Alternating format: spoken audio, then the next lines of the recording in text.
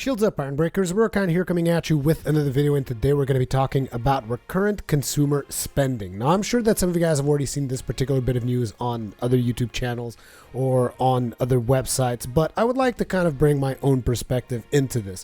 And this is about the Gama Sutra article that mentions the conference call between Take-Two's CEO Strauss Zelnick and his investors. And in this particular call, he makes a couple of statements that I personally find particularly worrying.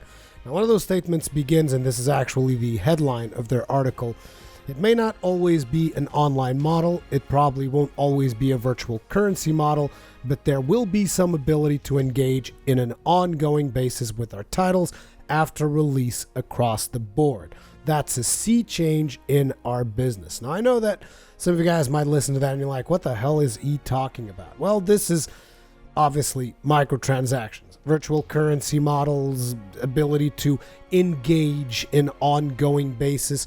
Engage should just read in basically milking you dry.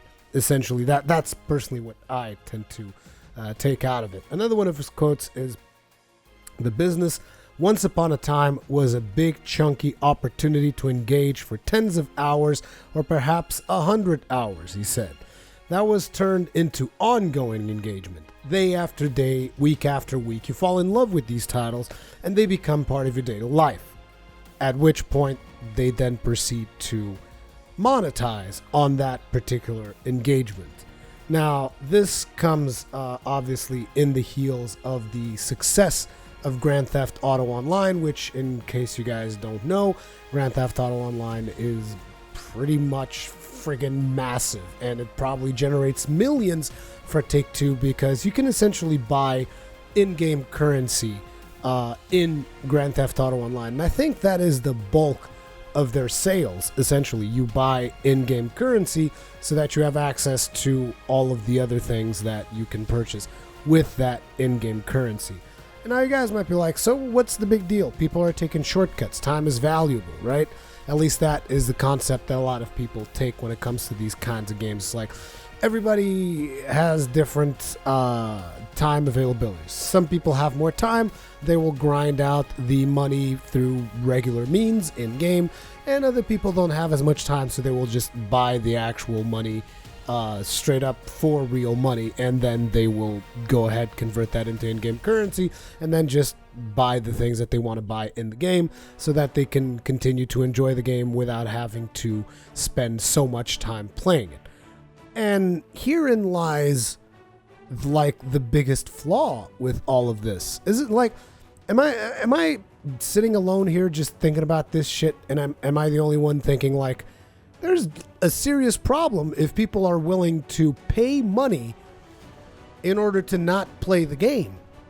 You know, isn't that like some kind of fucked up situation where it's like, so I really like this game, but I want to give these people more money so that I don't have to play through this game? What does that mean? What does that tell you? What that tells you is that there are a lot of things in GTA Online that are not that entertaining to do, because you don't want to do them. You don't want to do all of the activities in Grand Theft Auto Online in order to grind the money, in order to get whatever it is that you want to buy. Like maybe you want to buy a new car, maybe you want to buy a house. I don't even know. I've barely played GTA Online. I've played it back in PlayStation 3, and back then, because that was the initial release of Grand Theft Auto 5, back then it was laggy, it was buggy, it was like a serious problem. It was fun when it worked, and I had a lot of fun with some of my friends for a while, but then we just kind of got bored because essentially it's like a collection of minigames. But obviously, lots of new features that have been introduced, new things that you can do in the game and all of that, and that's perfectly cool. But it's like, if people are willing to pay more money in order to play less of the game, to achieve their goals a little bit faster and to avoid the grind to get there, doesn't that say something? You know, you're actively paying not to play a video game.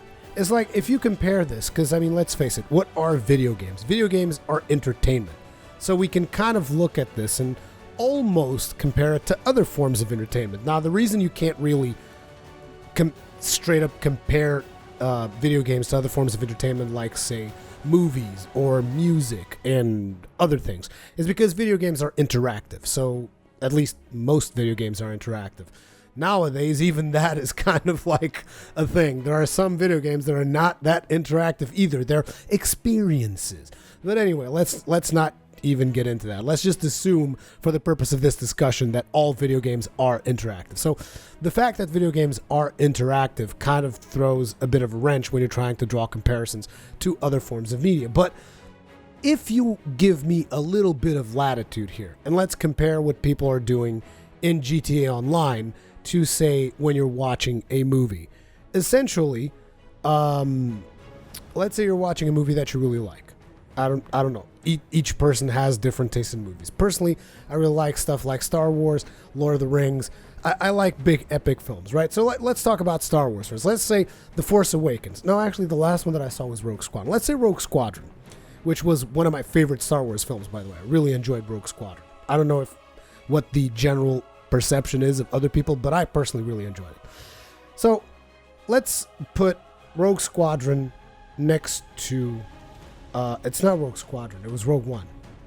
Sorry about that, you guys. Just my mind is just going all over the place. Anyway, let's put Rogue One next to Grand Theft Auto Online. Okay, these are two forms of entertainment.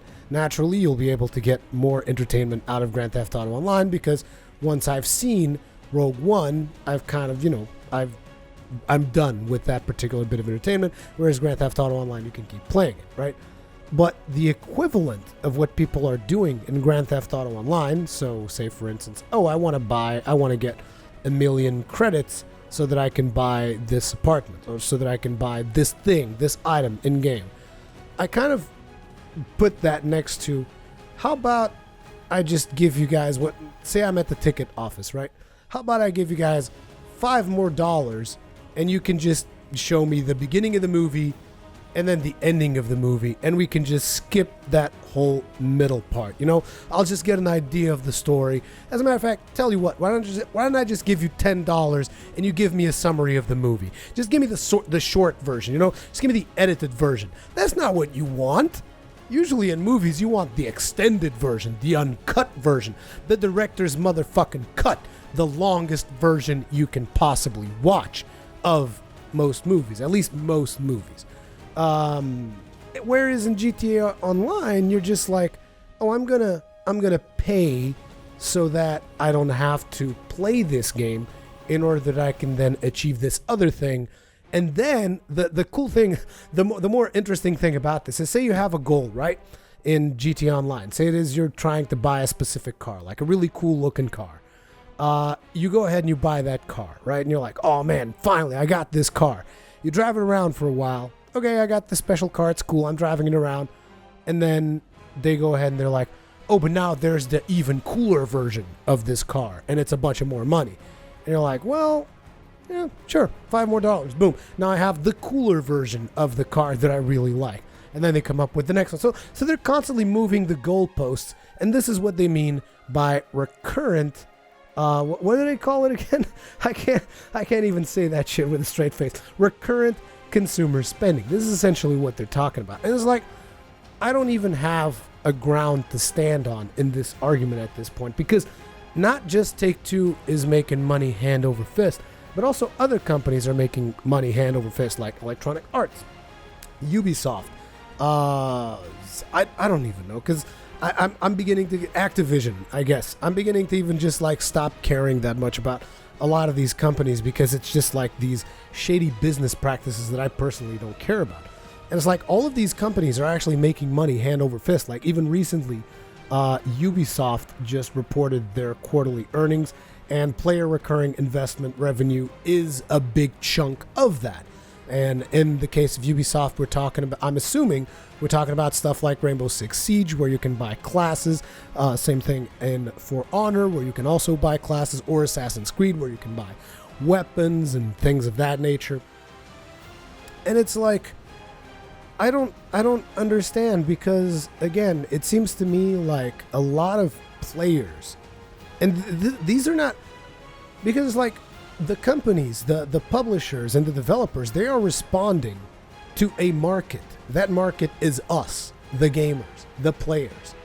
And that market is clearly telling them, yes, we will buy this shit. We will buy things in order to prevent us from actually playing the game. We will buy things so that we don't have to play the game. And so what is happening to everyone else that is not buying into the microtransactions? Well, essentially we are getting crappier and crappier experiences because these games are tailor-made they're optimized for the people who are making the microtransaction purchases. And if you're not one of the people who makes a microtransaction purchase, what's going to happen to you is you're going to have to spend a lot of time grinding out the game in order to, level up your character or evolve whatever it is that you are doing in the game to get to a point where you can actually proceed with the story or where you can achieve the goals that you want to achieve in that video game. It's all a very generic concept, but ultimately it's like there are people, and there are a lot of people who are clearly willing to pay in order to skip content in a video game. And that pretty much means that games are going to become crappier for anyone who is not willing to put in that money. And that is a serious problem. Then one of the last quotes that he mentions is, one of the things we've learned, this is again Strauss Zelnick, the CEO of Take-Two, one of the things we've learned is if we create a robust opportunity and a robust world in which people can play delightfully in a bigger and bigger way, that they will keep coming back. They will engage. This means if we make a cool game, people will keep coming back and playing it. That's a good thing. But this is the part where he really just twists everything around and says, and there is an opportunity to monetize that engagement, which means people keep coming back to our game because our game is good, and when they come back, there is a chance for us to make money off of them. Now, ultimately, understand something. Everything is a business, right? So if someone if someone keeps coming back to a game, there's a chance for a company to make money on it. They will try to do it. I'm not blaming them for that. What I am blaming them is the way in which they go about doing those things, because it is shady as hell. Like, there was a time back in the day where we would look at DLC content and we would be upset because, DLC, this is things that they chopped off of the game and things that, should have been in the game itself. Nowadays, some companies are actually making respectable DLC.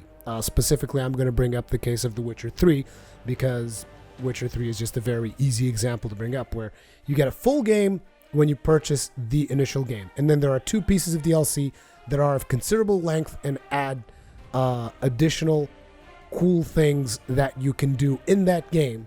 That so far, I've only seen good reviews of the DLCs of The Witcher 3. So I'm forced to assume that it is good because I personally haven't played those DLCs yet. But see, this is a company that is like, okay, so people keep coming back to our game. Can we give them more value for what they're doing? See, this is a good thing. Take-Two's approach is like, people keep coming back to our game.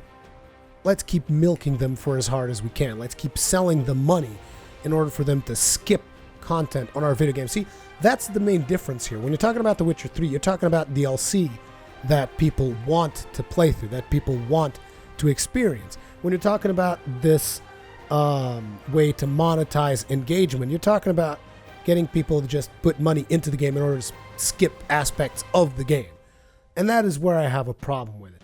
And then the last line that he said that they mentioned in this article is, I think it's the scariest thing, where he says, there's a lot of room for growth. This is just the beginning. That's fucking horrifying. This is just the beginning? Really? Good God, if this is just the beginning, I can't wait to see the end, because it's pretty much when I'm probably not going to be a gamer anymore.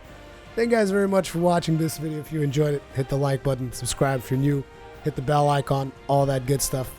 Comments and feedback in the comment section below, and I'll see you guys in the next one.